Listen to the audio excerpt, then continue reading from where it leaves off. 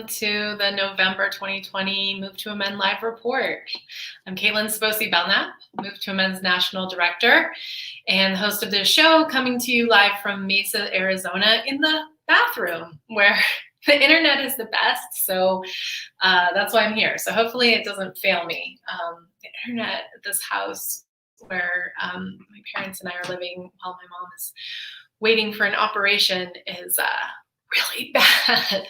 So I found that the bathroom is where it works the best. So please excuse the bathroom backdrop.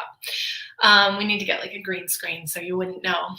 You can always find us here every last Wednesday of the month, except for like today when it's not the last Wednesday of the month.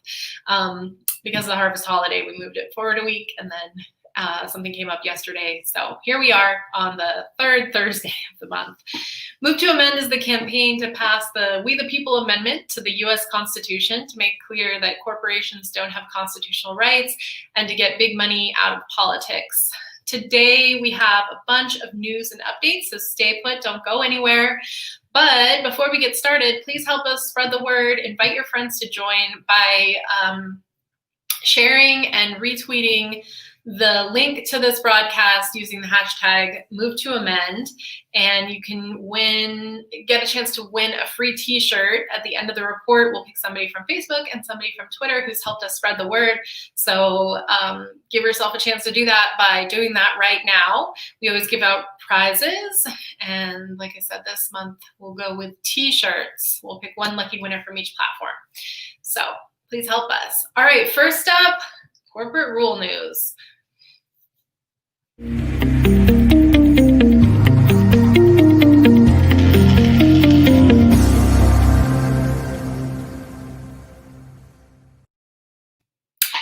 So, there we go. Alfonso's secret in the background. So it's been less than a month since our last live report, since we're doing it a week early here, but there's been a lot of corporate rules that has happened since we were last here. And that's because corporations are not people, and therefore they don't take breaks. And really, they don't let us take breaks either. So starting on the more local level, as a Californian who is currently living in Arizona, but normally resides in California, I was paying close attention to what happened in the election with Prop 22. And unfortunately, that proposition passed in California, and now Uber and Lyft are exempted from classifying drivers as employees. This was a major win for gig economy corporations. Prop 22 proponents, it was largely financed by giant corporations that engage in this kind of business. So Uber, Lyft, DoorDash, Instacart, and then also Postmates, which is owned by Uber, invested more than $200 million to win over roughly 60% of California voters. They outspent the No campaign 10 times over. Prop 22 is the most expensive campaign in the history of the world. And they basically entirely bought an outcome. So what it means is that giant corporations are saying, we can't afford to give our workers health care. We can't afford to ensure that we're paying them a minimum wage. That's going to make us go broke. But we do have $200,000 available to make sure that the law doesn't hold us accountable, and carves out a special exemption just for us. And the problem with Prop 22, aside from the effect that it's going to have on California, is this now sets a precedent, and you can bet that this is going to come to other states as well. That was the agenda. They wanted to float it, see if it would work. They used a lot of propaganda, poured, as I said, hundreds of millions of dollars in to convince people that this was going to be good for workers. And they also slid in a little element that makes it almost impossible to overturn it at the legislative level. It's going to take, I think it's 4/5 majority in order to overturn it. So they basically locked it in forever. And unfortunately, this is probably something that we're going to see happen now in other states as well. So that wasn't the only ugly news from the California election. There were some very compelling propositions, including some that align with Move to Amend's values that unfortunately didn't pass. So even though California is thought of as, this bastion of progressivism, really it's what we saw is that from the election, it's extremely anti-poor people, extremely anti-worker, extremely anti-renter, unfortunately, and there's a lot of work to do in California. So Prop 16, which would have changed California's constitution to allow universities and governmental agencies to make hiring decisions based on race, gender, or ethnicity, a move that's needed for affirmative action and diversifying hiring practices, lost with 56.6% of the vote voting no. After thousands of people marched in the street this summer to support Black Lives Matter, legislators expected widespread support for this proposition. But it's also possible that people didn't fully understand the implications. So President of Public Policy Institute of California has a quote that we wanted to pull out here, Mark Baldessari. It is not that people don't think that racism is a problem. I think he's right that we've seen that people do. Americans, when they're surveyed and polled, do, in fact, across the board, no matter what persuasion we're talking about, there's concern about systemic racism. We had established in the surveys for the election that the Californians very much think that racism is a problem, but they just didn't know enough about this particular measure and didn't have a sense of what it was and how it was going to help solve the problem around racism and discrimination. So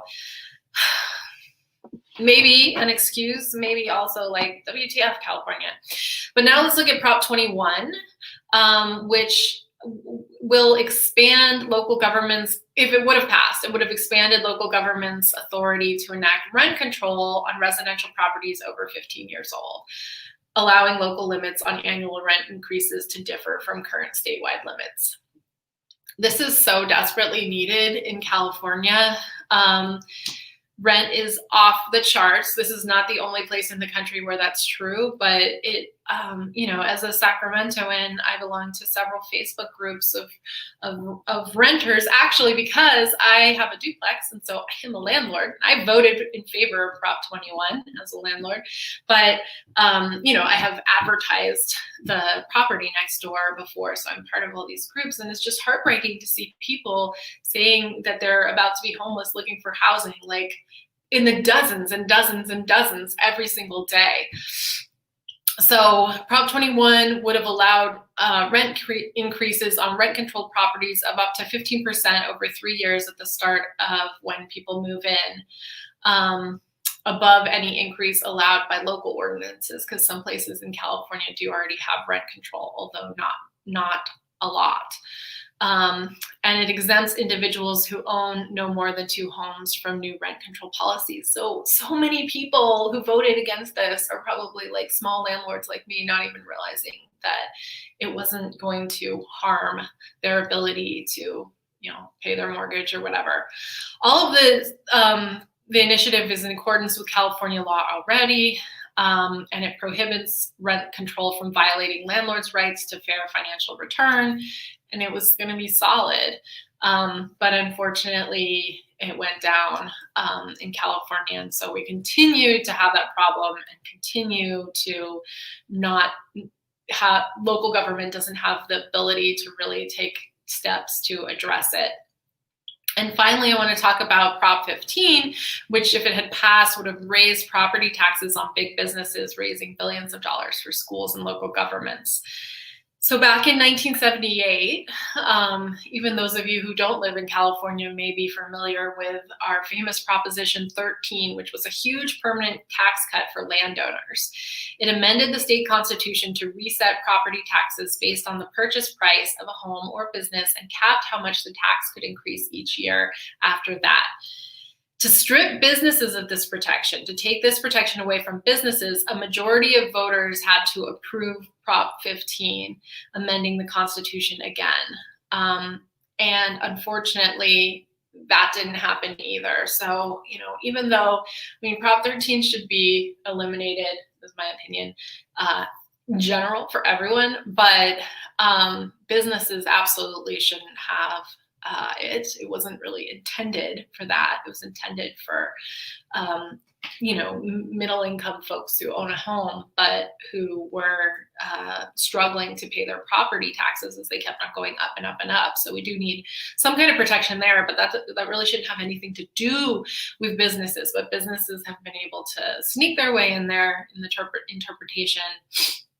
And this would have allowed us in California to have a huge amount of money that we need to pay for schools and basic needs at the local government level. But that one didn't pass either. So we wanted to talk a little bit about why the We the People amendment, Move to Amend's amendment, would have made a difference. Would it have made any difference in the outcomes if that amendment were the law? And the answer is absolutely 100% yes. If we had the We the People amendment in place in the US Constitution, these outcomes would have been so different. Because, as I said, most of these propositions were backed by corporate/private interests, big money interests.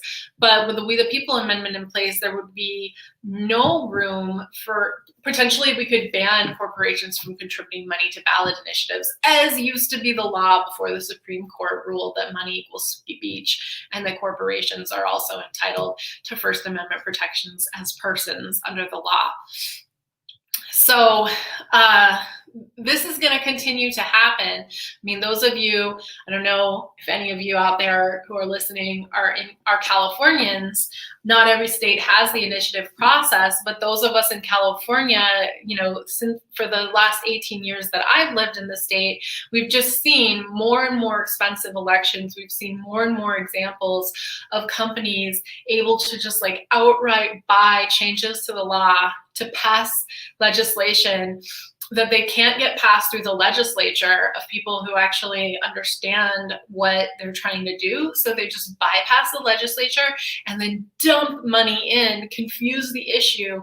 And it's incredibly easy to confuse voters when we have, all these initiatives and they're written in such a way that they're confusing, or the propaganda that people are getting in the mail of when we're talking about in the past, we've had legislation around that was meant to rein in the price of pharmaceutical drugs put forward by, nurses, and the pharmaceutical industry dumped in money, dressed up actors in lab coats to make it look like they're doctors, and slaps them up on billboards and bombards people's mail, and you get enough people who are confused, and then the initiative isn't successful. So, and I'm sure, I see you, Ken Nigaru, people, any place that has initiatives, I'm sure that this is the story that you're seeing, if not already,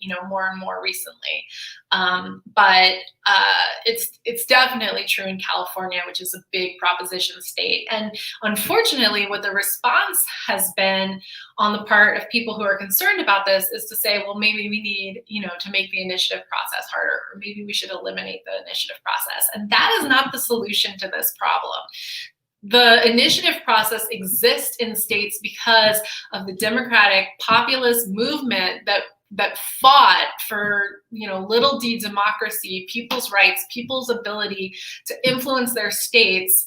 And they, initiatives were a major campaign, which is why a lot of the states that have the initiative process are the more Western states. That's not exclusively across the board, but the populist movement was more strong in the West, and they were able to amend state constitutions at the height of their movement to make it easier for people to influence the legislative process. And that's not bad. That's good. We want that. We need the initiative process. There are times when our legislators are acting on behalf of special interests every day, and we need to be able to go directly to the law and make the adjustments ourselves.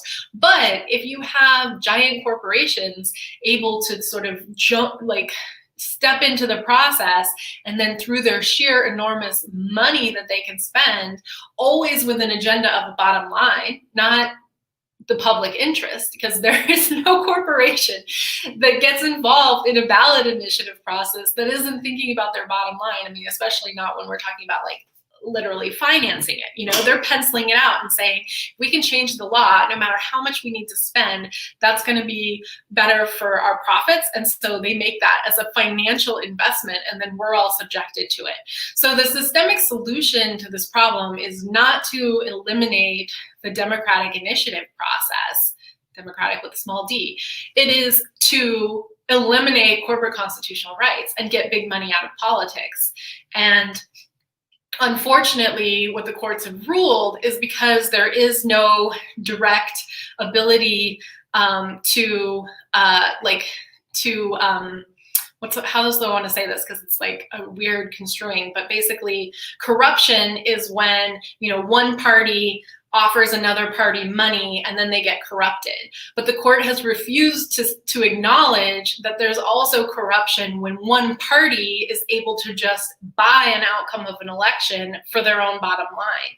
And so what the court has said is that any limitations on corporate spending in elections, and especially ballot initiatives, is unconstitutional. And they've ruled that since the 1970s. And so that's why we need the We the People Amendment. So disappointed in California, but I also, you know, I always feel as though we have to kind of, yes, we can be annoyed at people who are voting against our own interests. We can be frustrated at people who listen to this corporate propaganda and don't pay attention to the truth. But, you know, when you're a busy person just trying to kind of get by and make ends meet and everything is so confusing, I mean, a lot of people don't even vote on the initiatives. They leave those blank because they're just, you know, kind of overwhelmed by the information. And so, yes, it is frustrating. We should be better informed. But on the other hand, I don't think we should be blaming people for a corrupt system that is intentionally misleading them and confusing them and obscuring truth. That's not what elections should be about. And the place where we should target our frustration is at the system and at the lawmakers who help protect that system, and at the giant corporations who are behind that system. So let's move on, though, to other corporate rule news. As if we needed any more polarization, let's talk for a minute. Thanks, John. It is a nice bathroom. It's the best internet in the house bathroom, so that's why I'm in it. So Trump, you know, as we know, lost the election and is refusing to concede that that's true. So the big picture is we want to talk about this PAC that he's formed, because there's a whole lot that we could say, and that's not necessarily the purview of Move to Amend, although we think it's interesting and folks should be informed, and we're certainly staying informed. But focusing on the PAC and the connection to corporate rule and Move to Amend's issues. Trump recently formed this PAC called Save America, which will receive 60% of donations sent to the Trump campaign and the Republican National Committee's joint fundraising effort to make the argument that Trump actually won the election. The federal fundraising apparatus is potentially going to help the president, quote, retain his hold on the Republican Party even after he leaves office, according to the New York Times, which first reported on this story. The entity is known as a leadership PAC, which can receive donations of up to $5,000 annually from each donor. And it can collect money from an unlimited number of people, and it can also receive funds from other PACs. And just in case anybody doesn't know, a PAC is a political action committee. And it can also be used to help other candidates, which is actually true of all PACs. So politicians usually form these kinds of committees to run for office themselves, or to support other candidates. And, you know, Trump isn't the only politician who has one of these.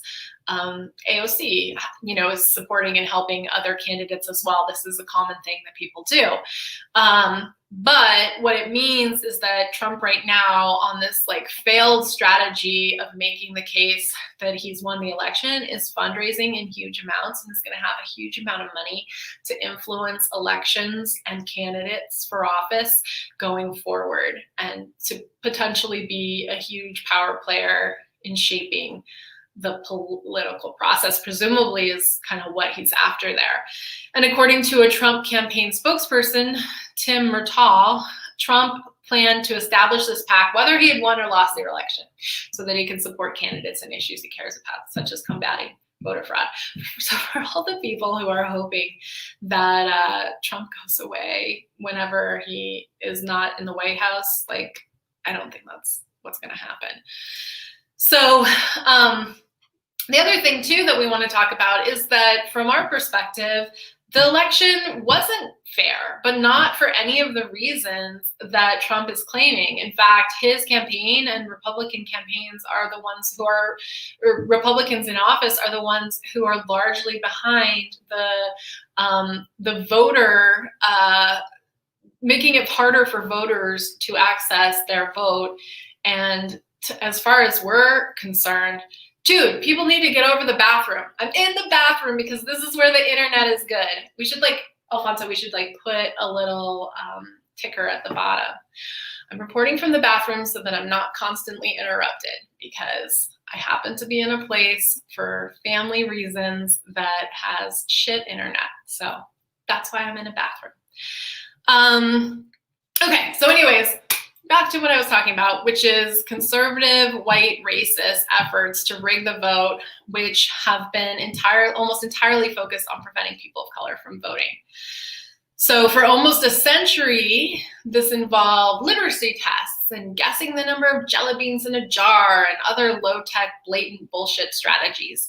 In the 1960s, William Rehnquist, the late William Rehnquist, Chief Justice of the Supreme Court formerly, and friends launched Operation Eagle Eye in the Southwest, where they would send poll watchers to dog whistle to threaten and intimidate Native American and Hispanic and Black voters. By the 1980s, Republicans had rolled out what's called caging, which is where they'd send a postcard to voters, and if it wasn't returned in time, they would remove you from the voting rolls, even though there's no reason why you should have to continuously update and make clear that you're still who you say you are.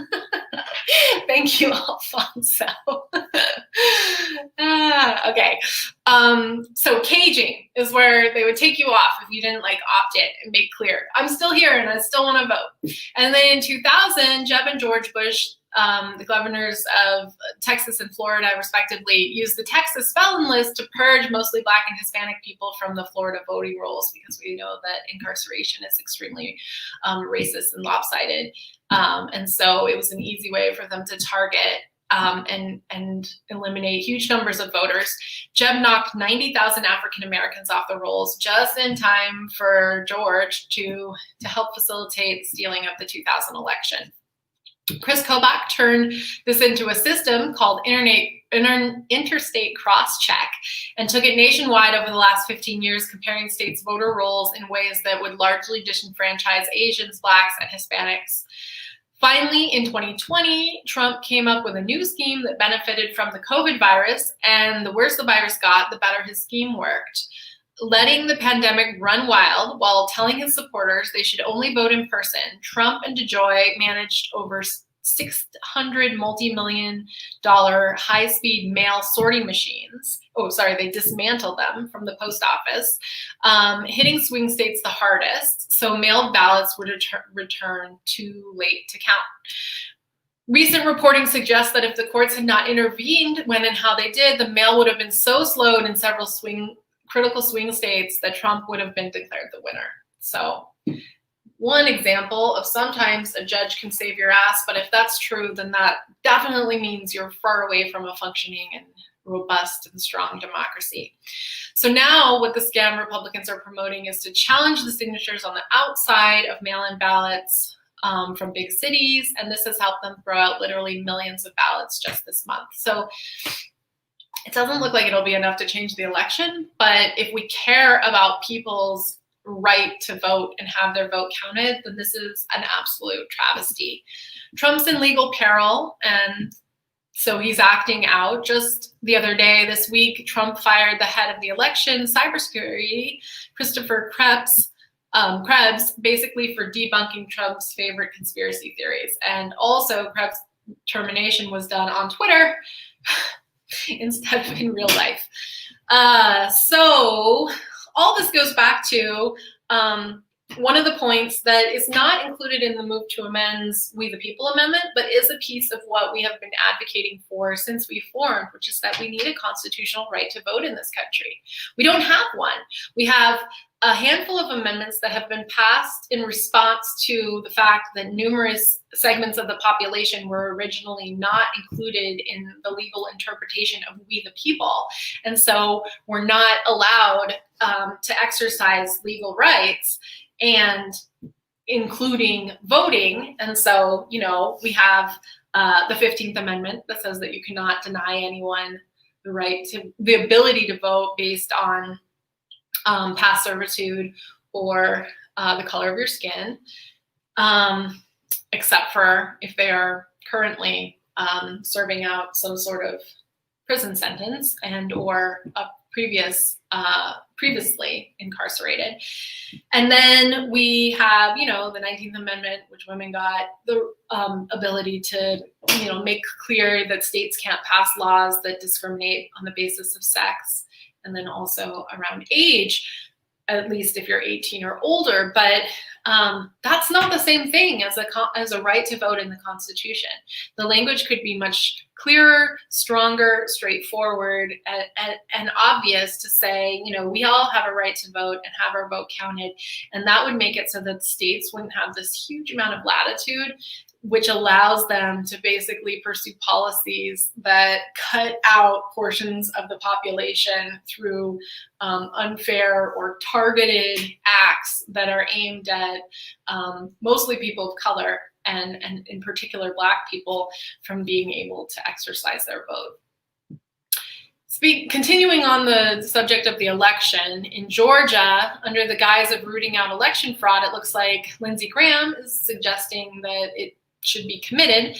Georgia's Secretary of State, Brad Raffensperger, said Monday that Republican leaders, including Senator Lindsey Graham, have been putting pressure on him to exclude legal ballots in order for President Trump to be declared the winner and earn the state's 16 electoral votes.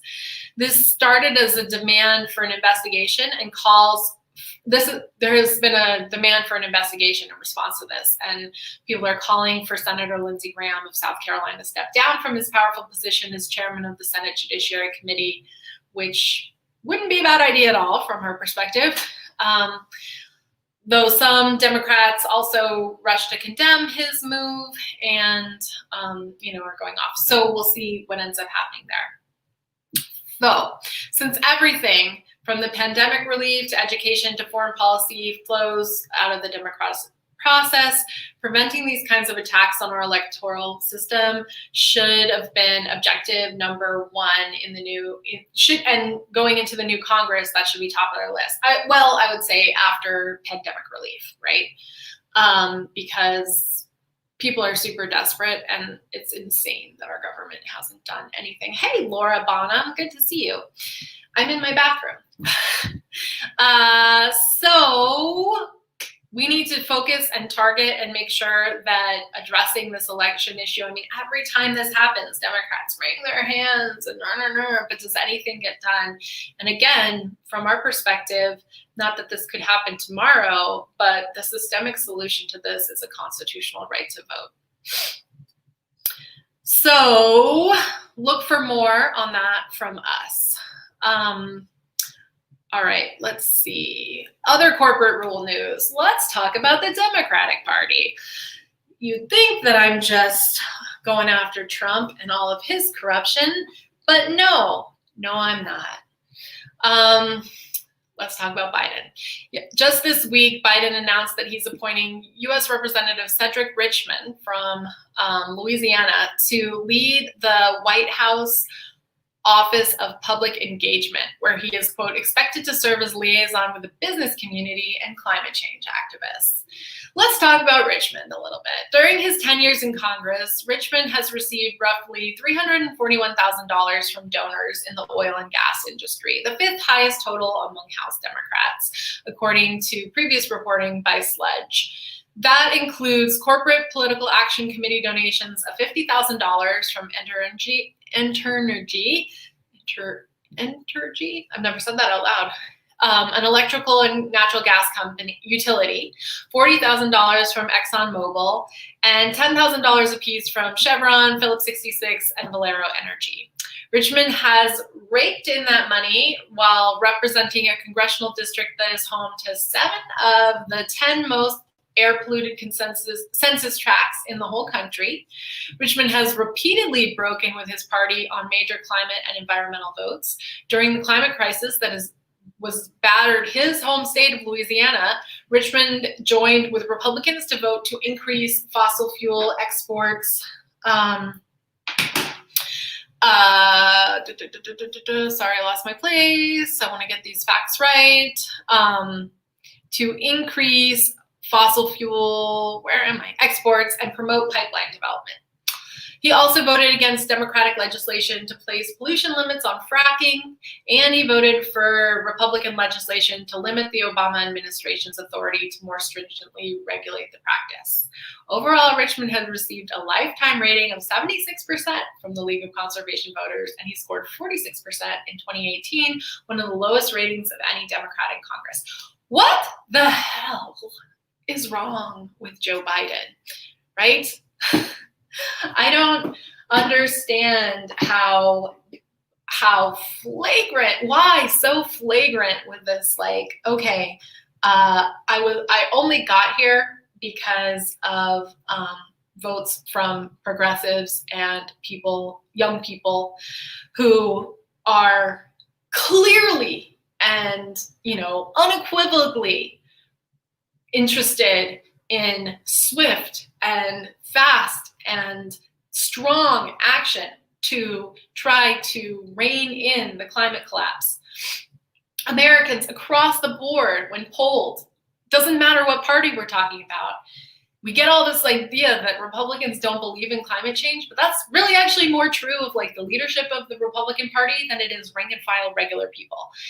Lots of people the overwhelming majority of Americans and lots of Republicans, the majority of Republicans too, are concerned about climate change. And so why in the F would Joe Biden, as one of his first moves, pick one of the worst people in his party? It's just like a flagrant screw all of you. I have no intention of at all doing any of the stuff that you want or that we need for survival. I'm gonna go with corporate America. And this is not his only appointment. This is the one that we chose to focus on, but that's across the board so far how it is shaping up. He is turning to corporate America to lead him, to advise him, and who he will take direction from. And that makes a hell of a lot of sense because that's who paid for him to win the election. So that's whose interests he's going to serve. And we need to figure that out as a people, because there's not going to be any safety for people of color, for poor people, for the environment, for all of the issues that we care about, for corruption. They're all going to have a heyday with Joe Biden as president too. So there's no going back to normal, because normal actually was totally messed up. Normal is what got us into the situation.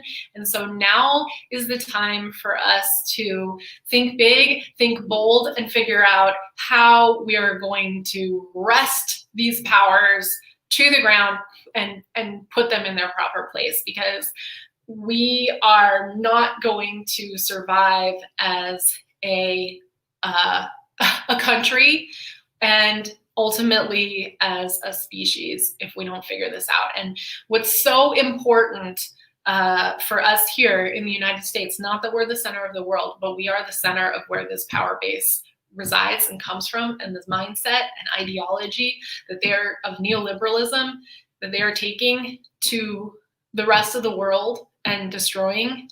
That's our responsibility to figure out what to do, because even though those aren't our people, they came from a place that we helped allow this to happen. So that's why we need the We the People Amendment. We need to make clear that corporations are not people and money is not speech, and so much more than that. We need to make clear that, the people have the ultimate responsibility and authority And our lawmakers are meant to serve us, not giant corporations. And until we address that, none of these other issues that are having, devastating impacts on people's lives and on the planet are going to be able to be addressed from a legal perspective.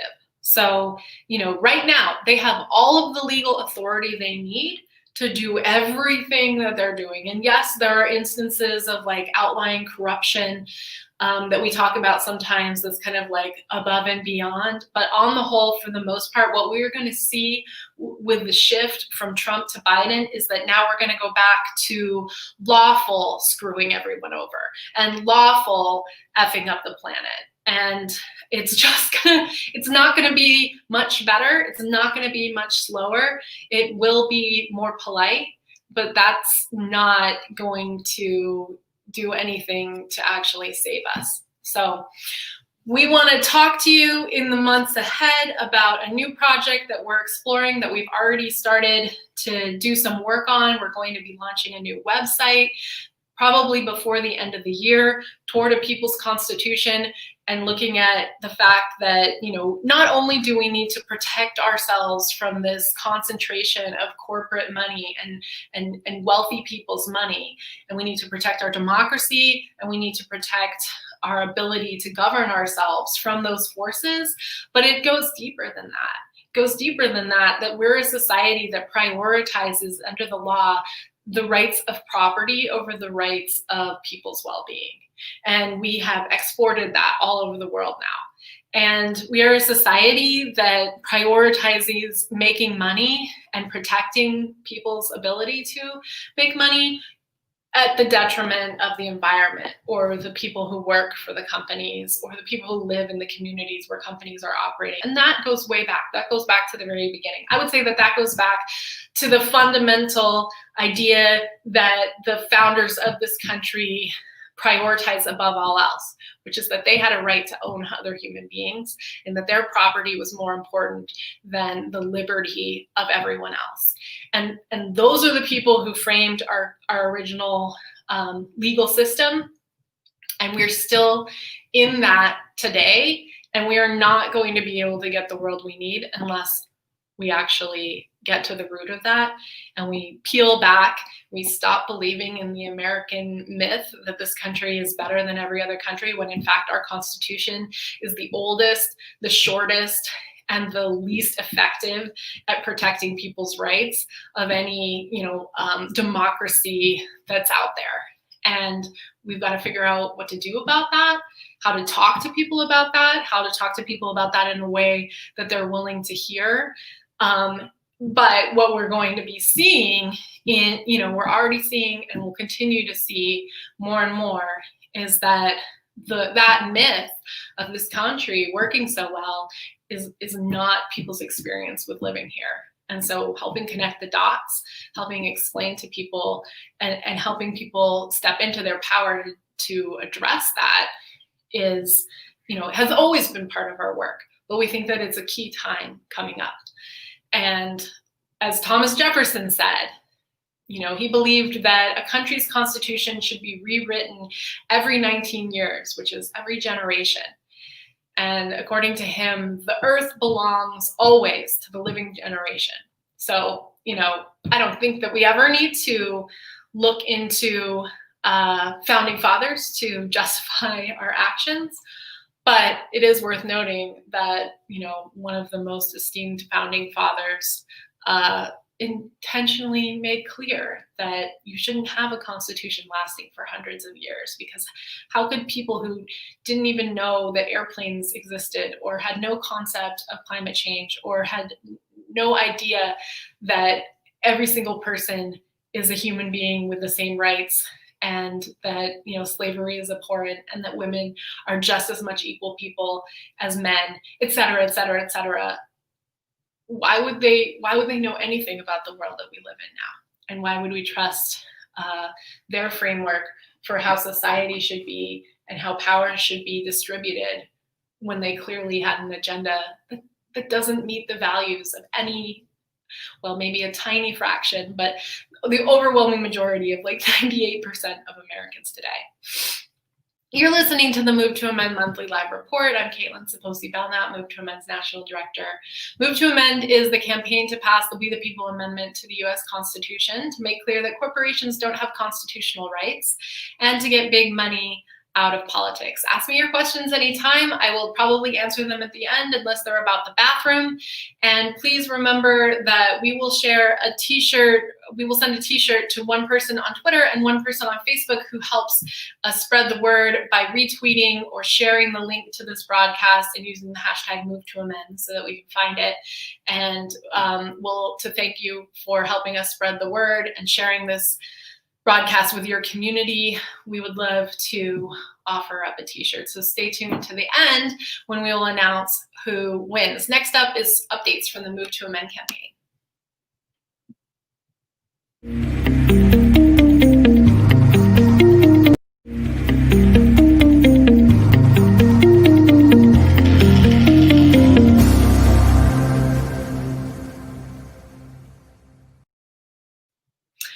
Okay, biggest news is up first, which is that we got a new co-sponsor, and any new co-sponsor on the We the People Amendment is a big deal, and is the outcome of a lot of grassroots pressure and citizen organizing.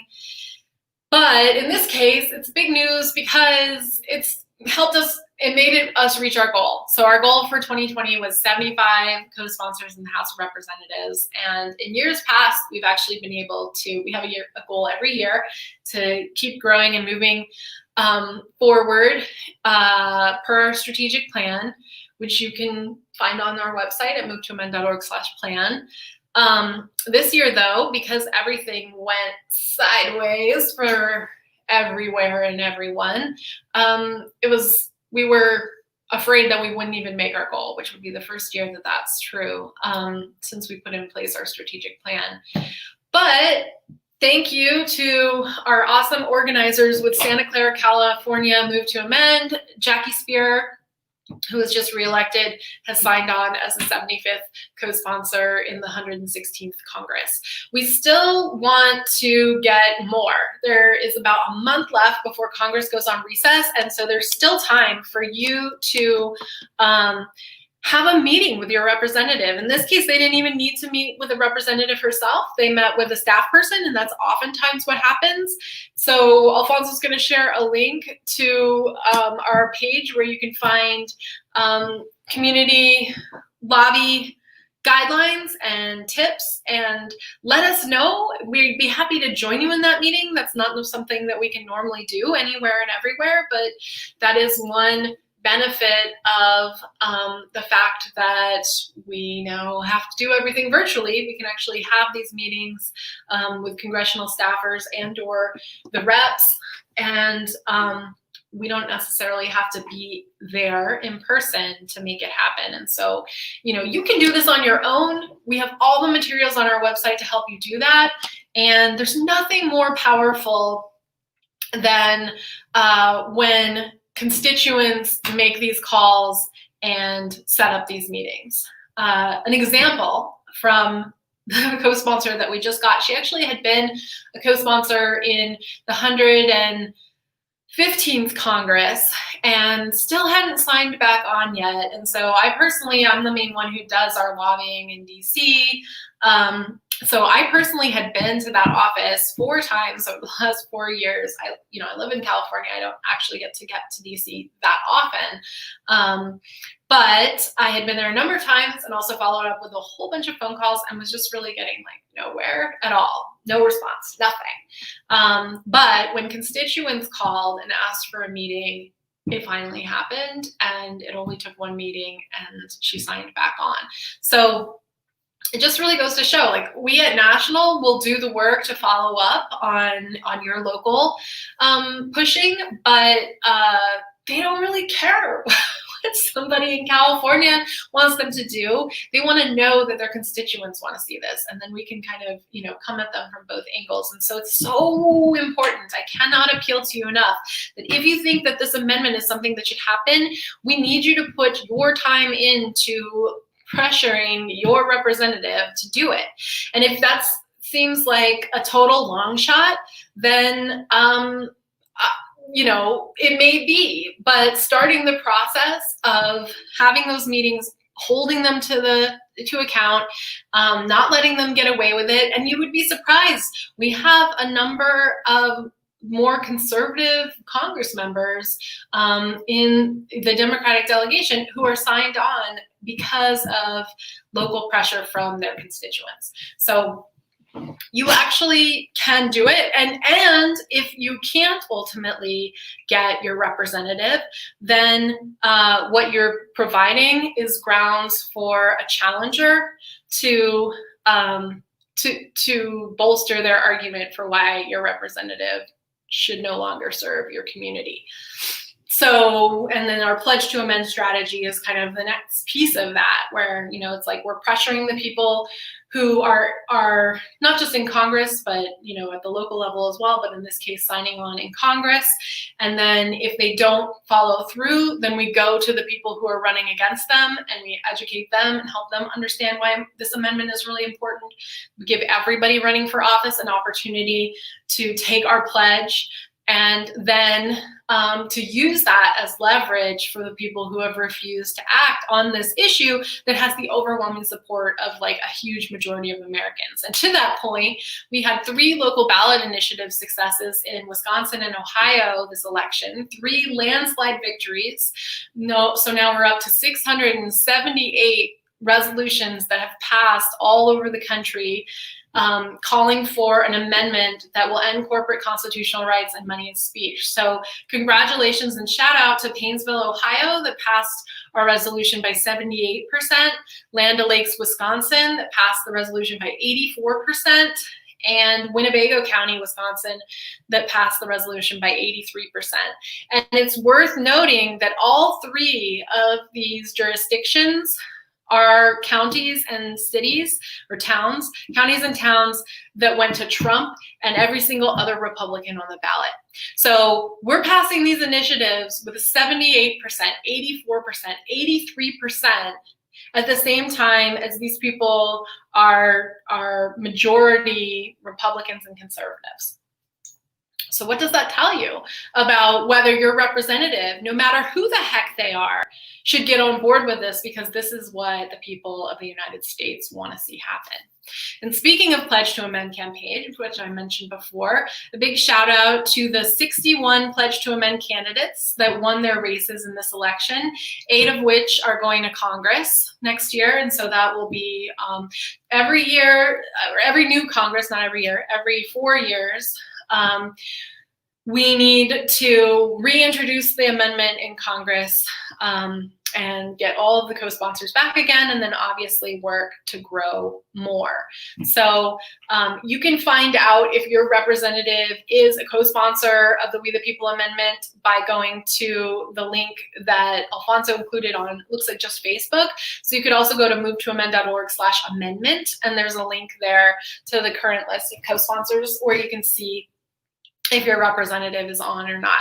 And if they are on, I would encourage you to thank them, even if you don't normally agree with them on stuff, because they also, like I said, we need to bring them back every single year. And here we had Jackie Spear. It took her 4 years to come back on because she wasn't hearing from her constituents, because they had just kind of taken it for granted. We already got her before and had sort of moved on, and then she didn't come back. So until we get this amendment passed with 2/3 of the majorities in both houses, we're going to have to continue this slog and make sure that these people stay with us, and you're the ones who can help us do that. So if your rep is already signed on, great, but send them an email and tell them thank you, and that this is so important to you, because we're going to be organizing in the last month of the year here to be ready to get as many of them as possible to commit to signing on in the 117th Congress as soon as they get started. Well, maybe not as soon, because we actually want to get HJR 48 again, so that will happen whenever they go in order, and that'll mean that we don't totally control the timing. But if we have them all locked in and committed, then we can focus on new co-sponsors and growing our numbers. Let's see, other stuff that we want to report out. We had if you were one of the over 100 people that attended our People's Movement Assembly on imagining a People's Constitution, or if you would like to be in the loop about any future People's Movement Assemblies on that topic, you can go to movetoamend.org/peoples_constitution_sign up. Alfonso will share that link. And you can also find it on our website if you just go and look around from the front page. And that's how you can stay in the loop about all things related to this project. And stay tuned, because there will be more news coming before the end of the year as we launch a website for this project specifically and look at how we can take this moment and this opportunity to think even bigger and push for even bigger education. And really, we'll start with education, right? I noticed a question about this, so I'm just gonna kind of take it now as long as we're talking about it.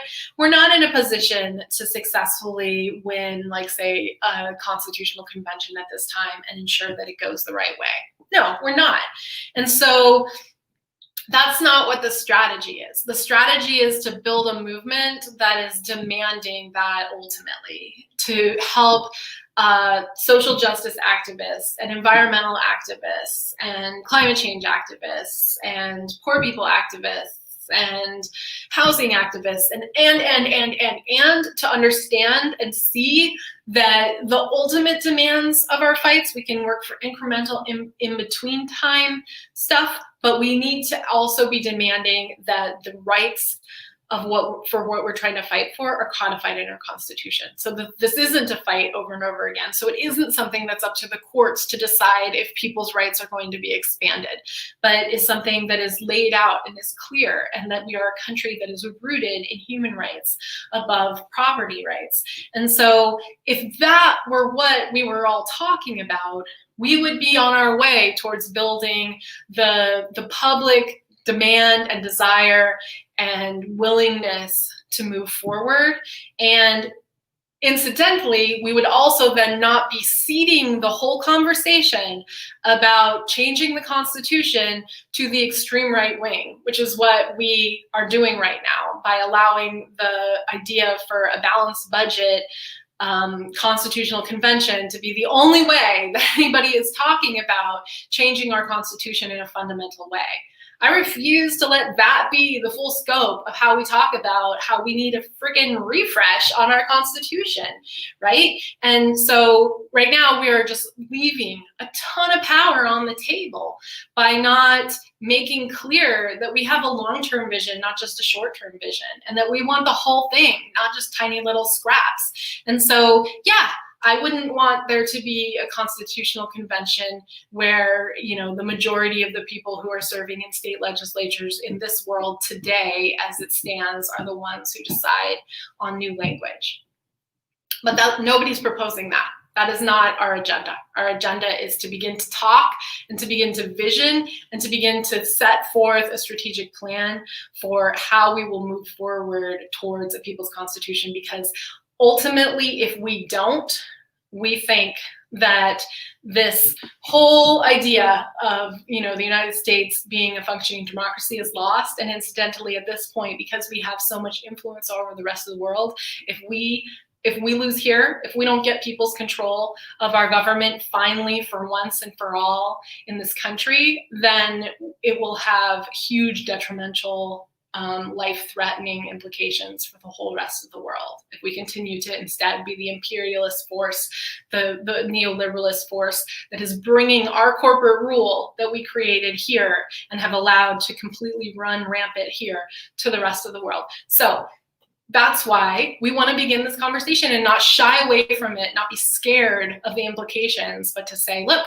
there are people who want to minimize our rights, who have a strategy, who claim ownership over the Constitution. They're not the only ones who should have it.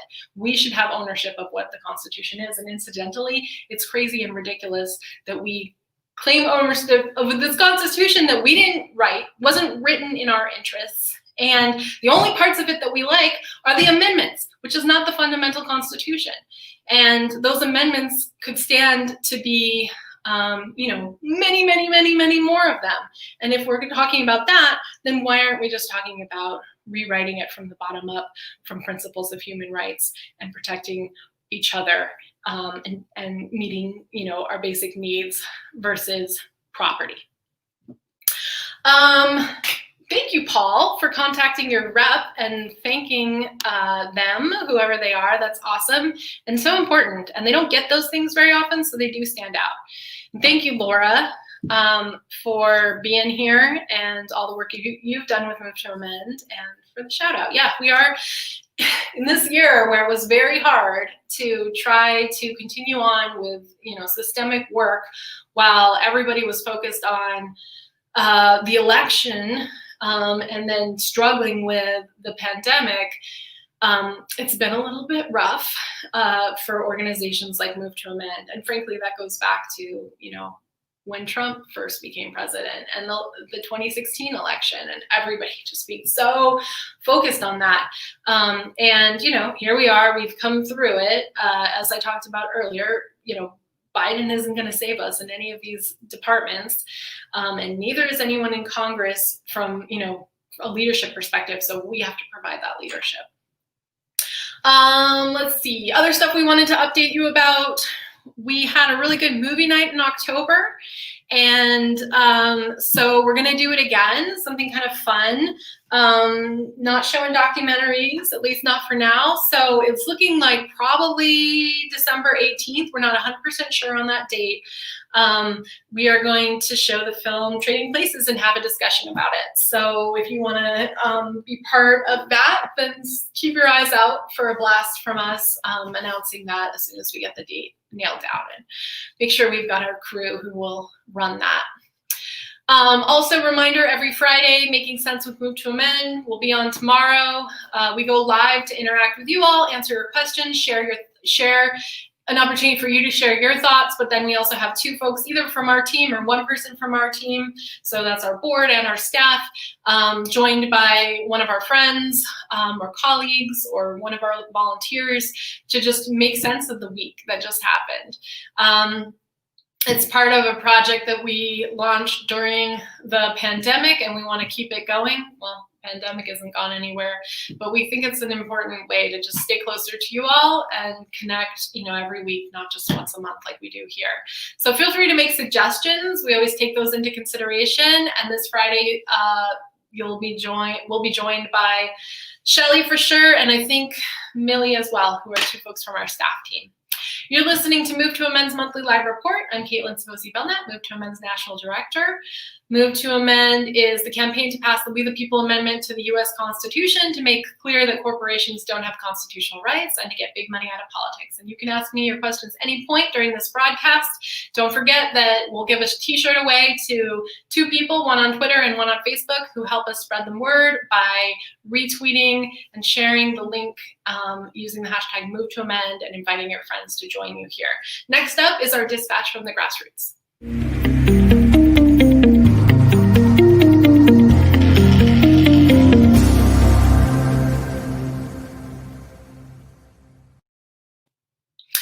All right, so lots of times Keon joins me for this. Keon is our Grassroots director, but it's just me tonight. So first of all, shout out again to Santa Clara County Move to Amend, Santa Clara County, California, for securing Representative Jackie Spears'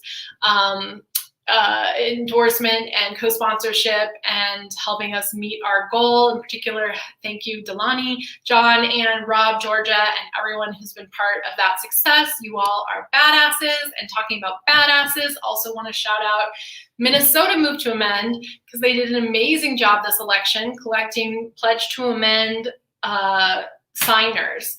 So in fact, most of the 61 triumphant Pledge to Amend candidates who won their elections are from Minnesota. They did a great job. They've been working on this campaign for several years now, and so built it up to basically be an institution where when candidates are running for office now, they're asking, hey, where's that pledge so I can take it and make clear where I stand on this? And so they've done a really great job. They plan to take our strategy of using the pledge as a way to create leverage. So they're going to be moving, hopefully, the resolution forward in their state legislature to help Minnesota become the next state to pass a resolution calling for Congress to pass the amendment to them to ratify.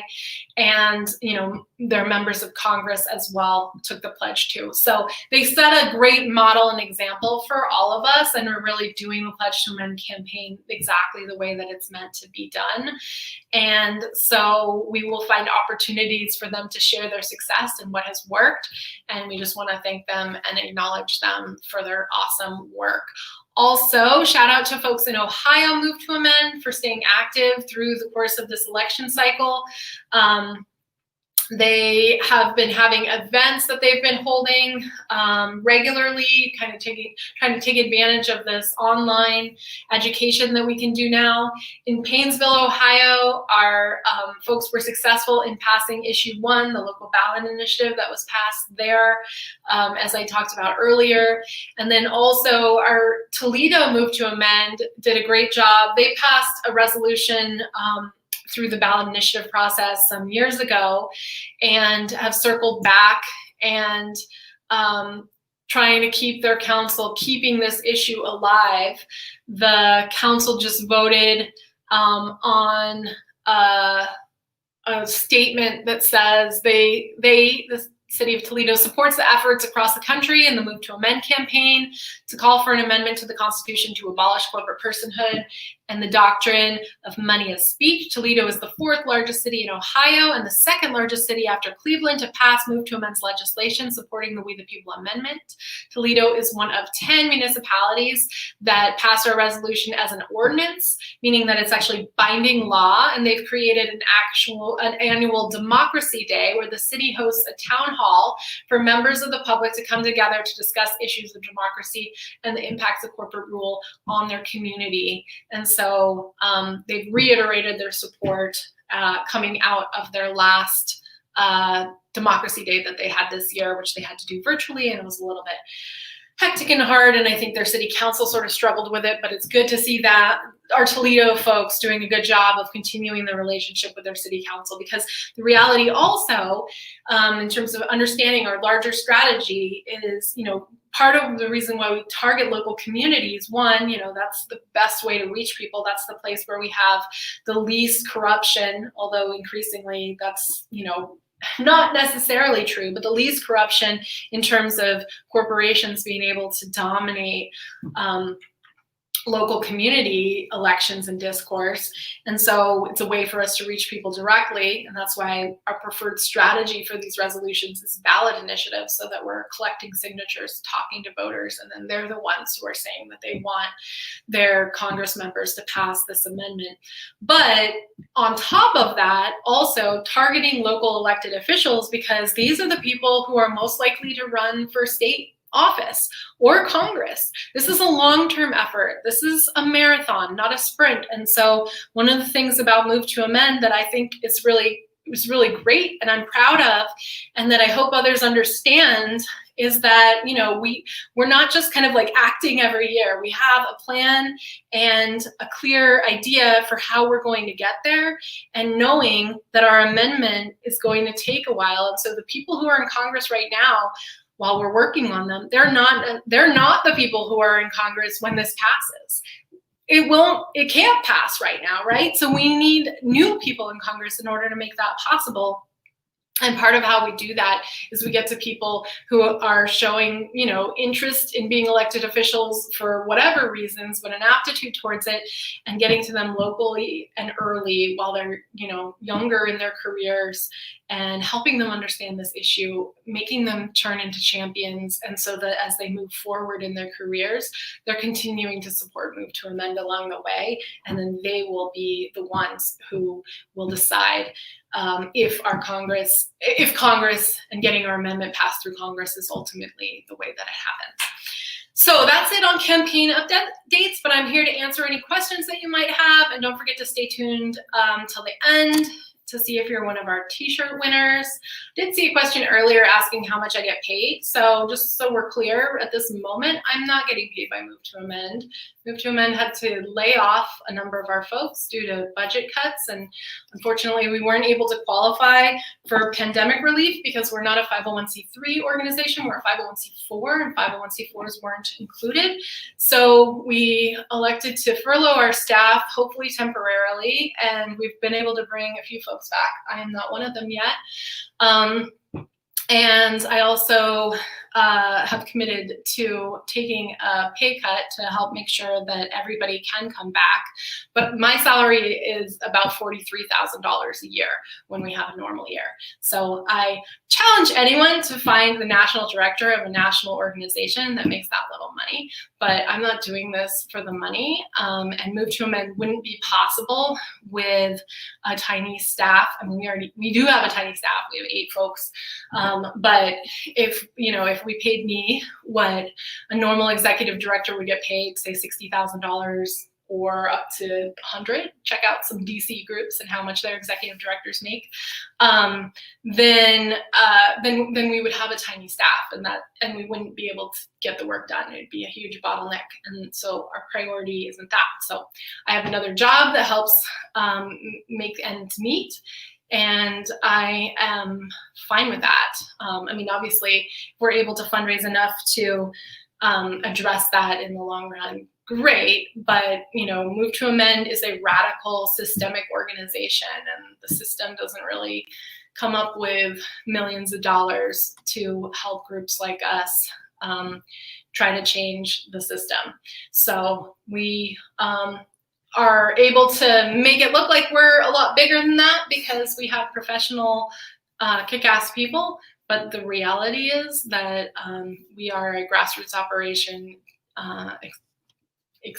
in every respect, as I come to you from this bathroom.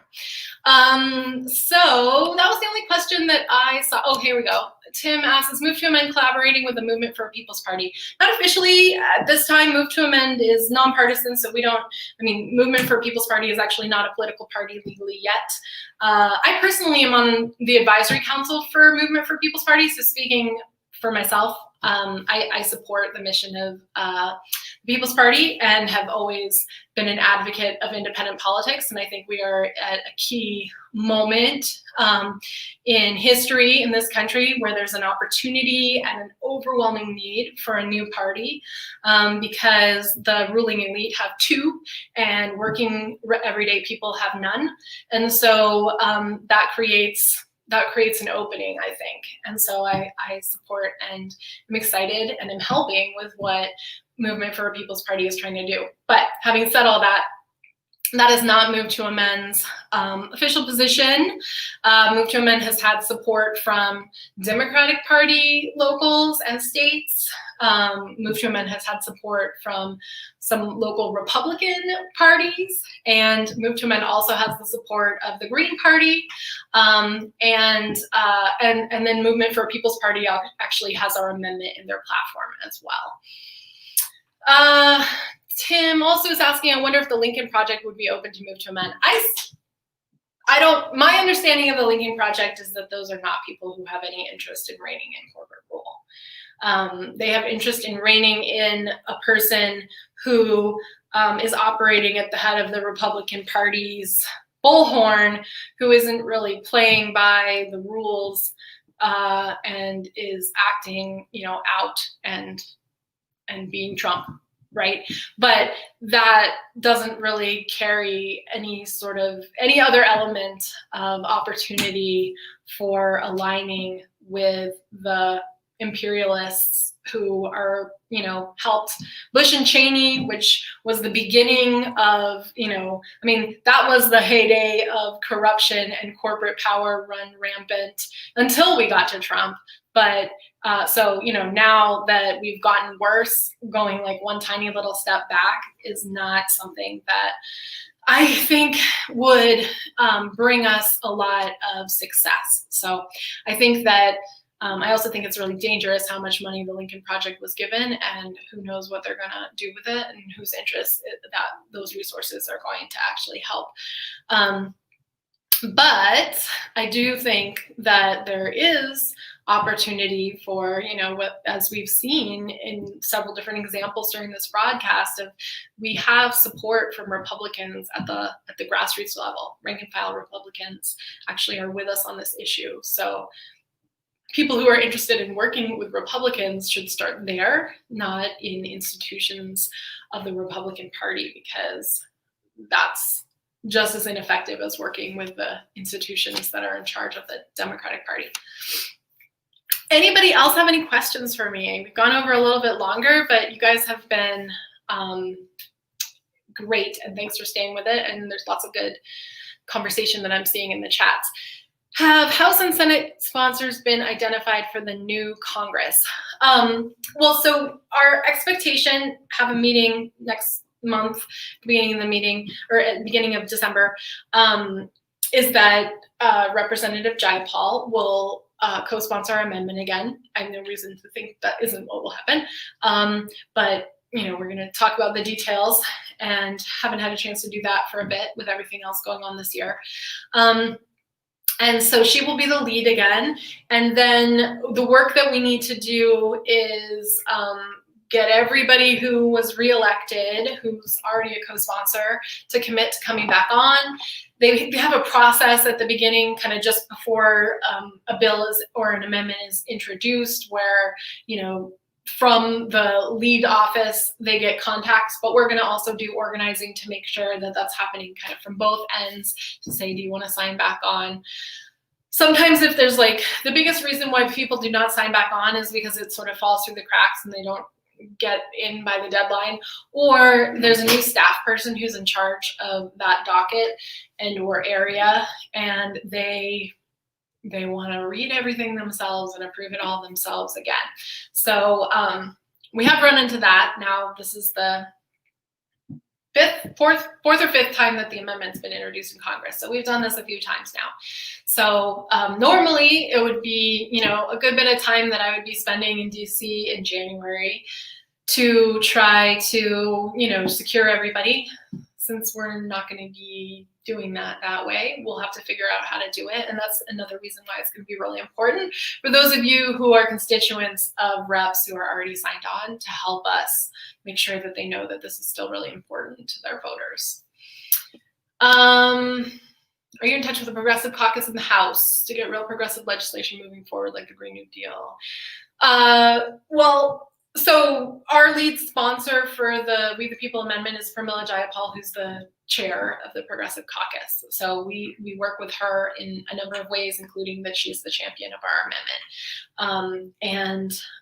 Also, we have a relationship with the majority of the, well, actually, I'm not sure that's true, but there's a good number of Progressive Caucus members who are co-sponsors. It's actually not all Progressive Caucus members, because like I said, we actually have some Blue Dogs. For example, if anybody knows the kind of Congress dynamics, the Blue Dogs are the kind of most conservative caucus of the Democratic Party, and we actually have a number of them signed on as co-sponsors too. So my point, though, is that through Representative Jayapal is where our connection to the Progressive Caucus is. And yes, it's definitely very strong. In terms of pushing that other legislation that you're talking about, I mean, that's not something that at this time is exactly the purview of Move to Amend. We focus on our amendment, and then we do work in partnership with other organizations that work on that kind of legislation and have before, especially when there's a connection to corporate power, and the issues that you just mentioned definitely all have them. So we'll continue to provide, that relationship, to leverage that relationship with the chair of the Progressive Caucus for sure, going into the 117th Congress. Any other questions before I sign off? It's getting really hot in here. There's no window that opens, so I can open the door, I guess. All right. Ooh, new way of doing this. Okay, so the winners of tonight's t-shirts are Deezy Grease on Twitter and John Morgan on Facebook. So send us a DM with the size that you want and your address, and we will get that shipped off to you next week. All right. Well, thank you so much for being here, everyone. Appreciate it. And definitely also appreciate Alfonso for running the tech, as always. I just want to make a final pitch to you all that if you think that this amendment is key for moving forward with any of the other issues that you care about, and I think that probably chances are, you support Move to Amend because there's actually other stuff that you think needs to happen, and you recognize that if we don't get corporations and big money out of the way, we're not going to be able to move forward with those agendas. And those agendas are so important, and we need them yesterday. And yet, because we don't have power over our government, a small, tiny fraction of people are the ones who have power over our government. We can't get it done. And this is why we need to help coalesce everyone around this demand. So if that's you, if that's why you support us, if that is what I'm saying is, true for you, then please do two things. Help us get your representative on board, or at least on record with what their position is on the We the People amendment. If you can, help us do that between now and the end of the year so that we can grow the number of co-sponsors and go into 2021 and the new Congress strong and hitting the ground running and pushing as hard and far as we can. Also because we need to get this introduced in the Senate, and we kind of stalled on that this year over stuff that I can't really talk about publicly, and otherwise it would just sort of move us backwards on what we're already trying to do. But pushing on your senators as well, especially if you have a senator who you think would make sense and should be on this, Bernie Sanders or White House or the senators from Oregon. I'm not going to go through them all. John Tester in Montana. We need you to lean Elizabeth Warren on these folks and tell them how important this is. So that's one. Help us get your representatives. And if it's not going to work because they don't care about what constituents think, then let's get them on record and make that clear so that this can be something that can help people who are running against them have more leverage and more support across the board, since we know that almost everybody supports this. And then two, we need you to contribute to Move to Amend financially. And I know that everyone probably, well, actually not everyone, but a good number of people are struggling right now, a lot more than ever before in my lifetime. But that's not true of everyone. So if you're somebody who still has an income, then please make a contribution to support Move to Amend, especially as we're coming up on the end of the year here. We need to hire back all of our staff. We need to be at full capacity going into the new year with this new administration and this new lay of the land with this pandemic, and we need to not lose ground. And so we need your help to do that. If you can be a monthly donor, then that is the most systemic and sustainable way, both for you and for us, to support Move to Amend. So I give $28 a month. And that's what I would invite you to give as well if you can. But if that's more than you can afford, then 10 or 5 make a difference. Because if we can get enough thousands of us doing that, then we are strong and secure, and we don't need to worry about a larger donor and whether they're going to come through or not, because we'll have that base of small grassroots people, which is what Move to Amend is all about anyway. But if you can give more than $28 a month, there are, not very many, but a couple people who give 50, who give 100. And if you're in position to do this, or if you think that this is important enough that that is something that you're willing to invest in, then please do. And please think about how Move to Amend is doing this systemic work when so many other organizations kind of just run to whatever the hot issue is. And we're, kind of trying to play that tortoise game of, steady and focused and clear, because that's ultimately what we need to do. For folks who have asked us if we've contacted Joe Biden or Trump, there were efforts during the election to reach everybody running for office. Neither one of them have taken a position. Joe Biden maybe at some point has said something about Citizens United that's negative, but I wouldn't say that any of his policies back that up at this point that he's advocated for. So we'll see. The president obviously has a huge bully pulpit and could be very influential on this issue, but you can pass a constitutional amendment. It doesn't require any involvement from the executive branch. It is solely the legislative branch's job at the federal and state level. So thanks again for being here. And thanks again to Alfonso. Congratulations to Greece and John Morgan for winning the t-shirts. And next time we will be here on December 16th, which is actually 2 weeks before the normal time.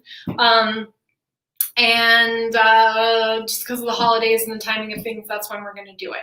So I'm going to leave you tonight. If you have additional questions, or if you're tuning in to the broadcast not live, you can type your questions in as comments and we will respond to them as soon as we can after the fact. So feel free to continue to do that.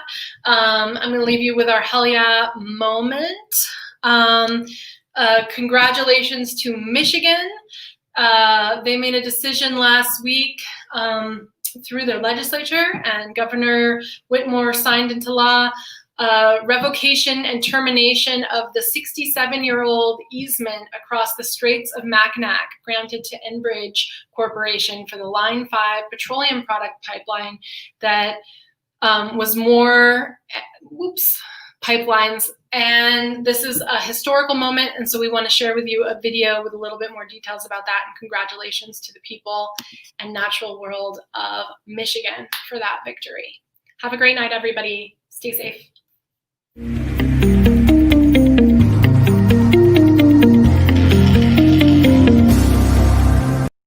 Hey friends, it's Liz Kirkwood, Executive Director of FLOW for Love of Water.